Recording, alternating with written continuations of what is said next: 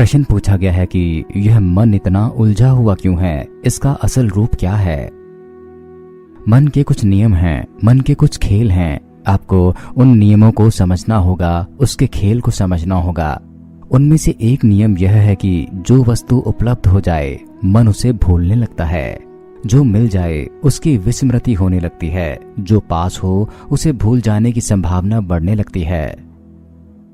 तो यह मन उसकी तो याद करता है जो दूर हो, मन उसके लिए तो रोता है जो मिला ना हो, लेकिन जो मिल जाए मन उसे धीरे धीरे भूलने लगता है। जो मिल जाए उसकी विस्मृति होने लगती है, जो पास हो उसे भूल जाने की संभावना बढ़ने लगती है। तो यह मन उसकी तो याद करता है जो दूर हो, मन उसके लिए रोता है जो मिला ना हो, लेकिन जो मिल जाए मन उसे धीरे धीरे भूलने लगता है। यह मन किन्हीं और ही वस्तुओं को पाने के सपने देखने लगता है। इस मन की आदत सदा भविष्य में होने की है, वर्तमान में होने की नहीं। और मन के इस नियम को समझना और तोड़ना जरूरी है। इसको आप अगर तोड़ देंगे तो वही ध्यान है। ध्यान का अर्थ है जो है उसके प्रति जागो और जो नहीं है उसकी फिक्र छोड़ो। लेकिन हमारे इस मन का नियम यह है कि जो है उसके प्रति सोए रहो और जो नहीं है उसके प्रति जागते रहो। मन का सारा खेल अभाव के साथ संबंध बनाने का है, अर्थात जो नहीं है उसके साथ संबंध बनाने का है। जैसे कि तुम्हारे पास अगर बहुत सारा धन है तो मन उस धन को नहीं देखता, मन सोचता है कि कुछ मात्रा में धन और मिल जाए और किस तरह से मिल सकता है इसका हिसाब लगाने लगता है।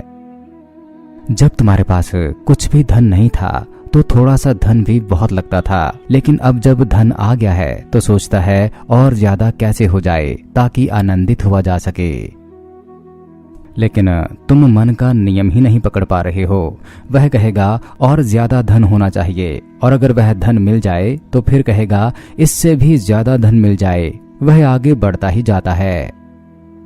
यह मन ऐसा ही है जैसे जमीन को छूता हुआ आकाश। दूर तक खाली जमीन को देखो तो ऐसे लगता है कि आकाश जमीन को छू रहा है, लेकिन वह कहीं है नहीं, सिर्फ दिखाई पड़ता है कि जमीन आकाश के साथ मिल रही है। जमीन से मिलते हुए आकाश को तुम देखने के लिए आगे बढ़ते हो, लेकिन वह भी आगे बढ़ जाता है। और हमारा यह मन भी कुछ इसी प्रकार से है कि बस आगे बढ़ता रहता है और हाथ को छाता नहीं। तो मन का यह स्वभाव याद रहे कि जहां तुम पहुंच जाते हो मन वहां से हट जाता है और मन आगे दौड़ने लगता है, कहीं और चला जाता है। मन सदा तुमसे आगे दौड़ता रहता है। तुम जहां हो वहां कभी नहीं होता। तुम अगर मंदिर में हो तो मन दुकान में चला जाता है, तुम दुकान में हो तो वह मंदिर चला जाता है। तुम अगर बाजार जाते हो तो वह हिमालय की सोचता है, तुम हिमालय पहुंच जाओ तो वह बाजार की सोचने लगता है। मन के इस खेल को तुम्हें समझना होगा, और अगर ना समझे तो धीरे धीरे तुम पाओगे कि तुम इस आत्मा से और दूर होते जा रहे हो। तो आप मन के इस स्वभाव को समझने का प्रयास करें कि यह हमेशा विचारों, भावनाओं और अनुभवों का एक निरंतर प्रवाह है जो कभी भी स्थिर नहीं रहता। यह मन कभी संतुष्ट नहीं होगा। आपकी कोई आकांक्षा पूरी हो जाए, कोई ख्वाब पूरा हो जाए तो पूरा होते ही वह फिर से भविष्य की कल्पनाओं में खो जाएगा। तो जब तक हमारा यह मन विचारों और भावनाओं के इस खेल से मुक्त नहीं हो जाता तब तक हम अपनी असली पहचान को नहीं जान सकते। तो आज से आप यह प्रयास करना कि मन को उलझने का मौका ही मत देना, ताकि वह आपके ध्यान की घड़ियों को खराब न कर पाए। पहले ही इसने समय बहुत नष्ट किया है। इसी मन ने तो सारे संसार को उलझा दिया, इसी ने तो सारे संबंध विकृत किए, इसी मन ने जीवन को रूखा सूखा कर दिया।